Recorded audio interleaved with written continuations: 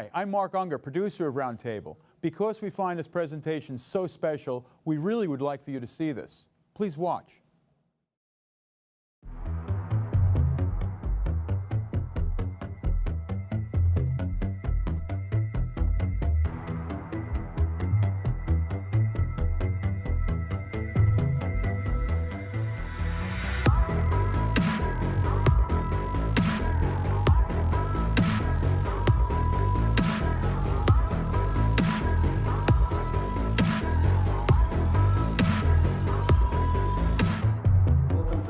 Today we are in a beautiful gallery of one of the utmost experts in modern photography, Spencer Throckmorton. Thank you very much, Spencer, for having us today. Thank you for coming. And we would like to discuss one of the most complicated questions there is about art. I was thinking who we can ask to comment on this, and I do believe that Spencer, as an expert in antiquities and in modern photography both, have the most broad and the most precise vision of it.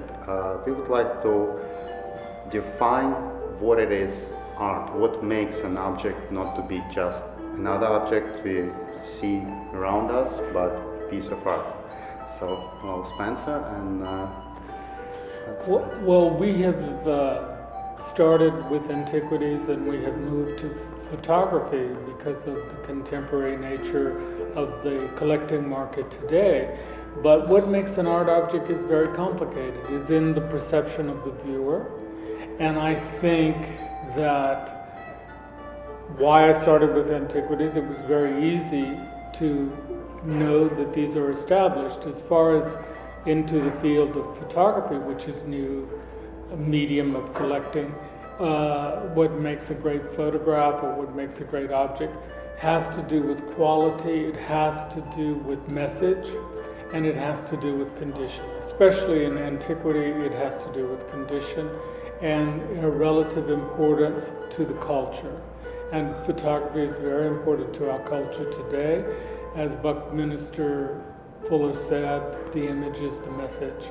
And so photography is extremely important. We have grown up in the 20th century with photography in periodicals, television, and looking at the stilled image.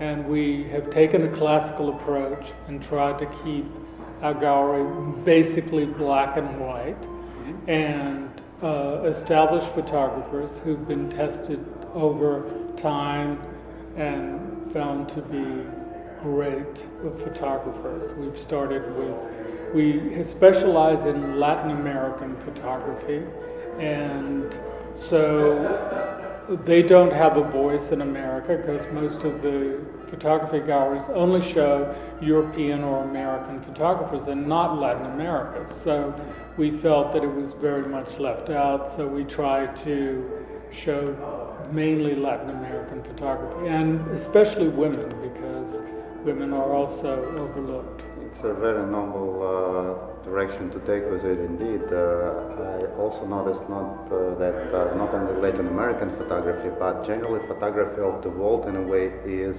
underrepresented in our modern photographic scene. It is indeed, when you look at the awards only in the past couple of years, you started to see geographical diversity.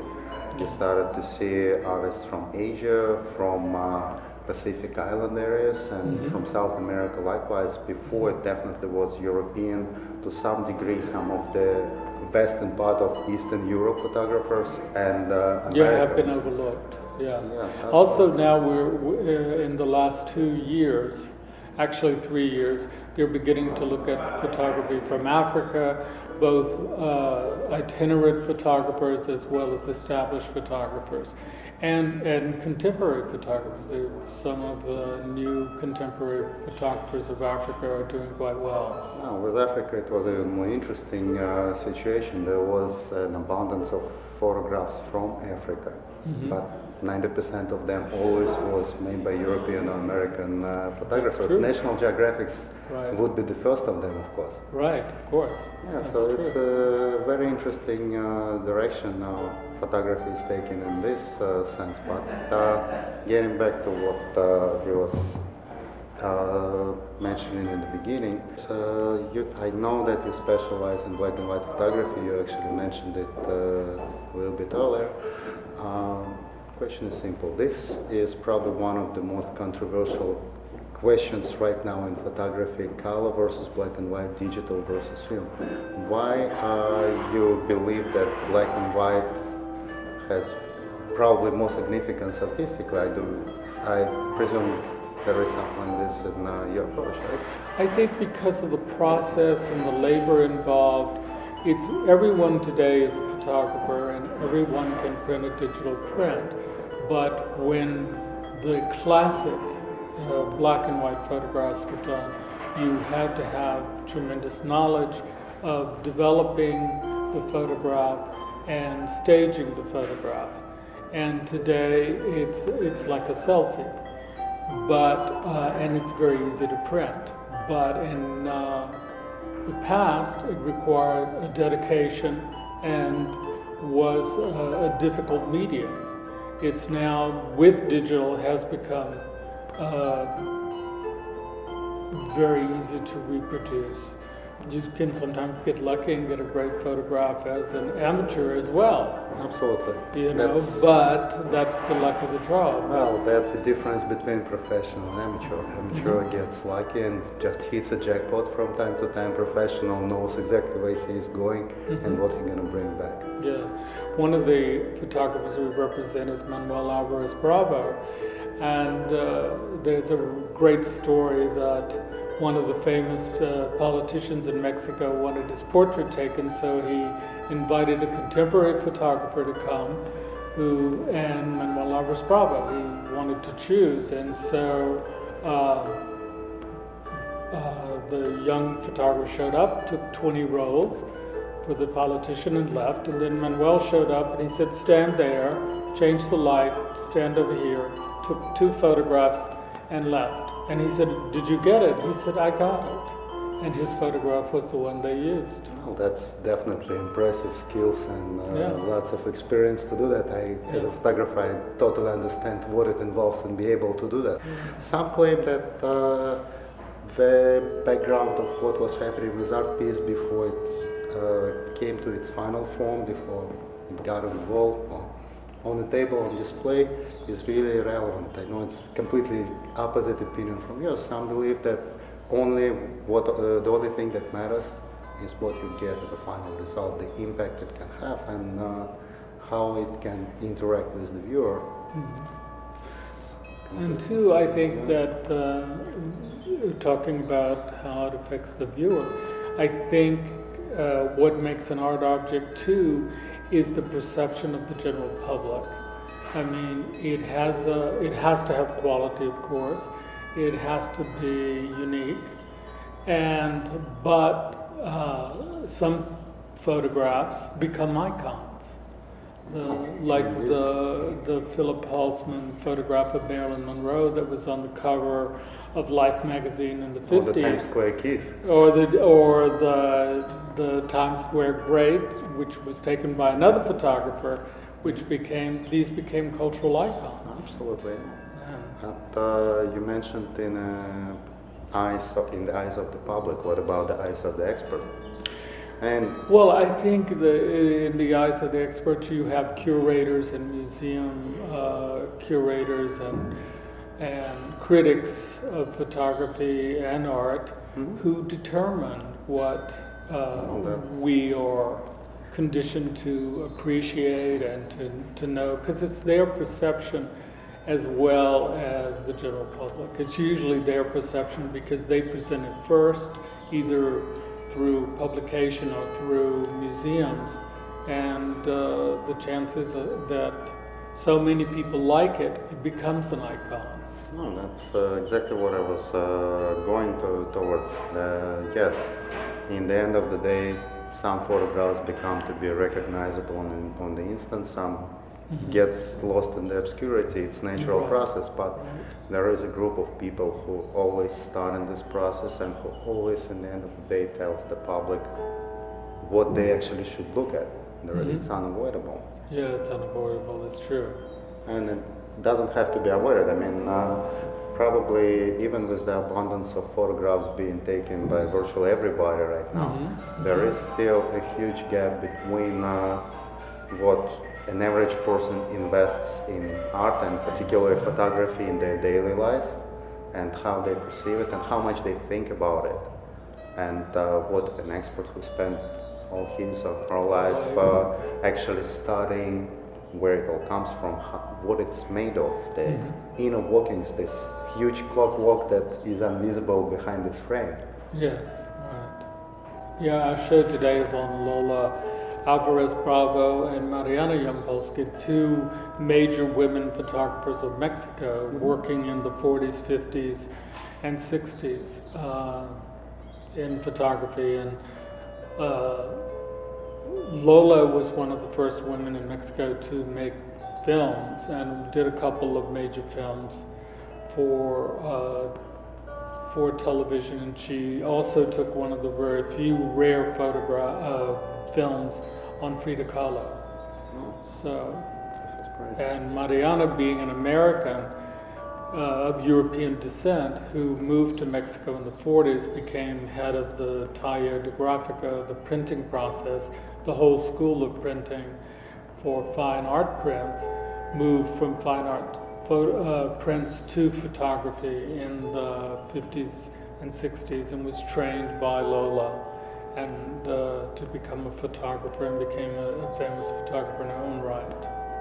So we was talking about how expert influences photography, but it's very rarely actually examined how the photography influences the expert. Do you think you would be perceiving the world in general different than art in particular if you wouldn't know what you know about it? I mean, I know that it would be different, but in what way? Well, I think photography, because it's a flat medium, it's easier.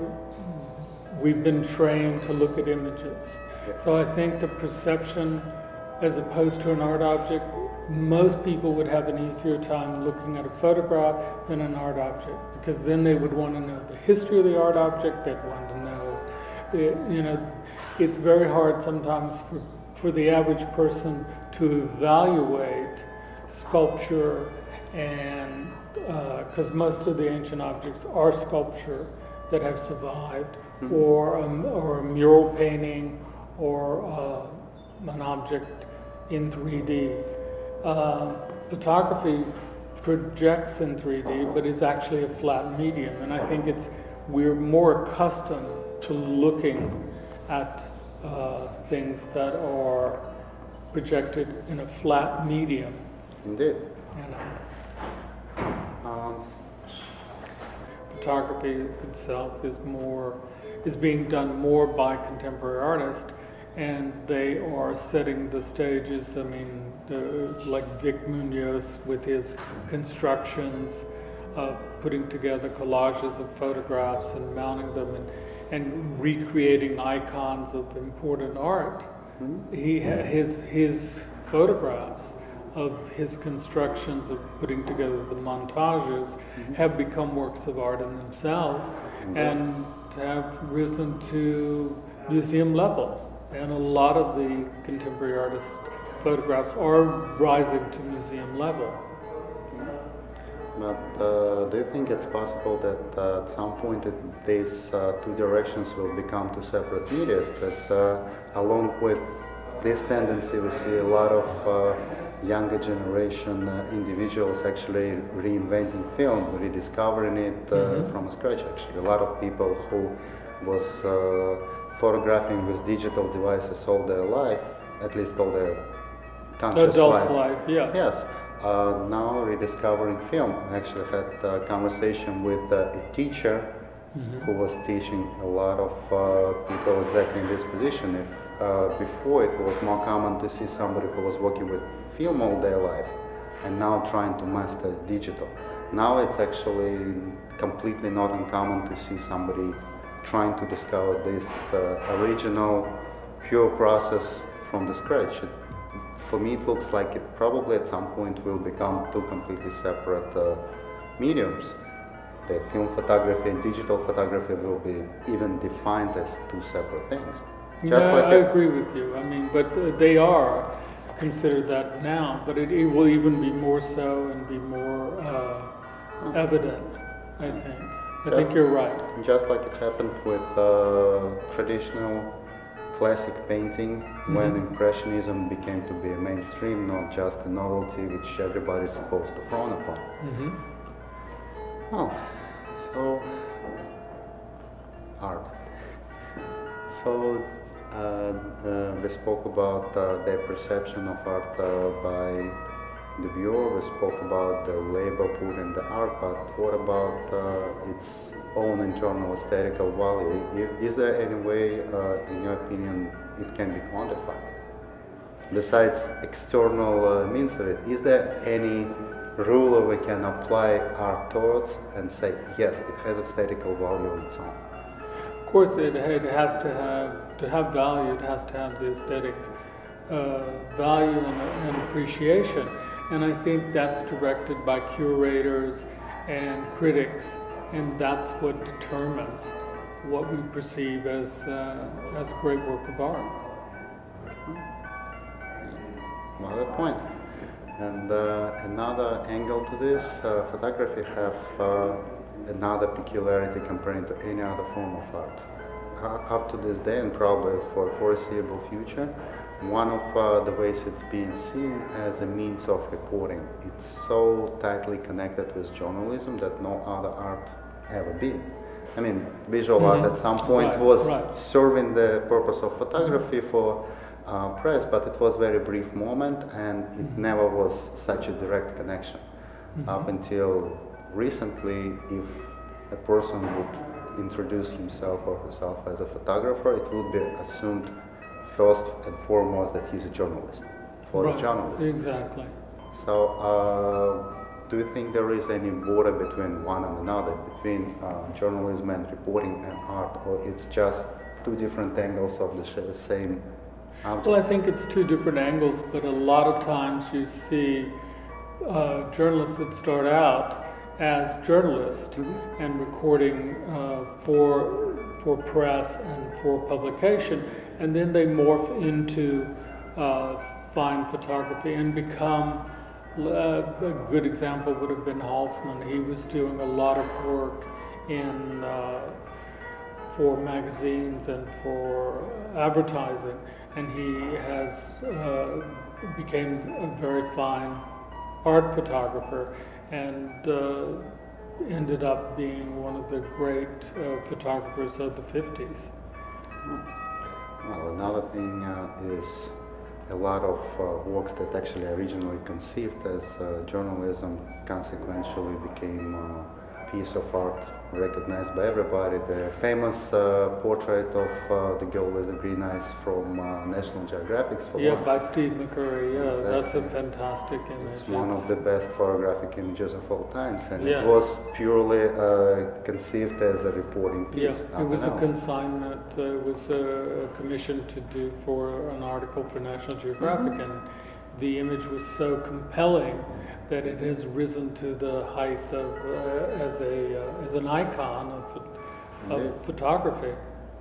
But on the other hand, sorry if I will be harping a little, often I see piece of photographic art that is intended as art originally, and you can see by the subject matter, by the way it was treated, by everything, it was meant to be art and nothing else. And in truth, it is just a journalism. Now, it probably wasn't accurate to say just a journalism. Journalism is not any less or less important than art, but it evidently more for reporting on the world and creating the aesthetic impact, at least in my opinion. Did you experience something like this? Do you think it's valid? Well, I think it's what happens when something is published, and then the perception of the curators and the critics, it becomes, excuse me, later a major art object as far as a cultural icon. And I do think that as whatever, when the photographer is working, one doesn't always know what will become a great photograph, but with a professional photographer, he has an idea of quality, but he does not know if it will become perceived as an art object. Well, I think when they were created, even though they were created for a commercial process or for using in advertising, again, with art critics and the general public viewing it, it becomes like an Instagram. It becomes so prevalent that it is perceived and is repeated and repeated, and this repetition of acceptance and appreciation gives it a sense of value, and with this sense of value becomes it moves from just being an illustration to becoming an art object. But it's very complicated, and it's rare that it happens, but it does happen a lot. Absolutely, yeah. It is indeed rare, but considering the volume of photographs that was taken by humanity, we can draw quite a few examples of that. Yeah. And talking about the volume of photographs, and particularly Instagram, I mentioned, and social media in general, what do you think about the impact of those two phenomena? First of all, because of abundance of digital devices, the amount of photographs growing exponentially every year, literally doubling on the amount of photographs now every few years. Oh yeah. And on the other hand, the amount of photographs displayed to people on daily basis through social networks makes people to see photograph differently, and particularly to assign less value to photographic image, assuming that it's so easy and so plentiful that it has no value. A lot of people actually see photography this way. Well, I think that the tradition of fine art photography has existed from the 19th century. Indeed. And still too prevalent, even though we are bombarded and we are overexposed to images all the time. There are those images and photography that rise above, and I think there'll always be a market for fine art photography because people want to be surrounded by what they perceive as art. And when photography has ascended to the level to be accepted as fine art, when you have an image that is so compelling and so beautiful, it will rise above and become an icon.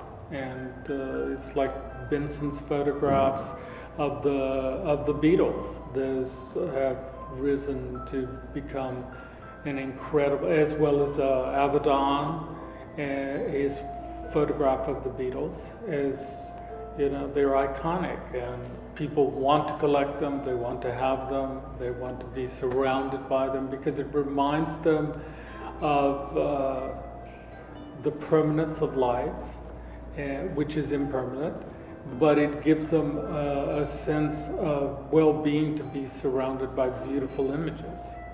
And museums help a lot by presenting photography of various photographers over time, but by constantly having new exhibitions and seeing great work, it reconfirms the value of photography. And I don't think it will fall into overexposure, even though so much is being produced. I don't think that it will. I definitely share your optimism, but I wish I had more vision on what exactly will help us to achieve it, because it actually does happen. The artists from middle of the century, like Harry Benson you mentioned, or even artists from even 90s and 80s, and those who started their career back then and working with film, their work probably will retain their value, and it will not create any much of a difference for them. Even the abundance of new images and new artists. That's correct. It will not affect them for sure, for one simple reason, they already was recognized as art, and our minds are very hard to change. Yes, very But good point. Very for the artists who started to work in the beginning of 21st century and on, that becomes to be more and more challenging to actually stand out of the abundance of horrible, mediocre, and sometimes very good images. Well, even if you were starting out and you did fabulous images, for it to reach the general public and to be accepted as art, it's very difficult. It's again a selection that relates to museums, curators, and experts. If you don't have that,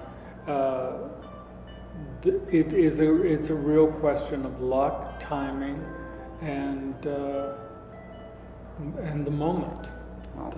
So, all good luck still is the prevailing moment in all this, no matter how we spin it, probably, right? Well, as population is increasing and as education is increasing and as people are increasing, I just see a continuation and more acceptance for photography, more love for photography, and for fine photography.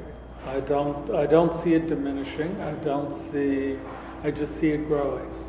Well, let's hope that we will see more of this growth, and it will just continue expanding and probably create something we don't even know exists yet, and because there is something in there is some expectation of some pretty major changes in the media, and I hope they will be better. I think so too. Yeah, I agree. Thank you very much, Spencer. It Thank was you. really insightful, and I hope it was. Your perception of the field is very good. You have got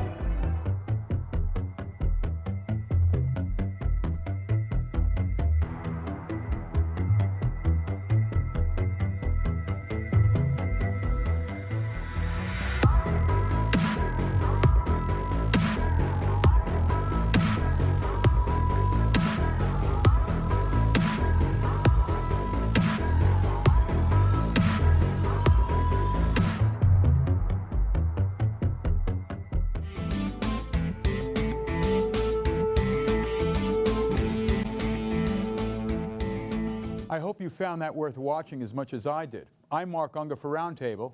Thanks for watching.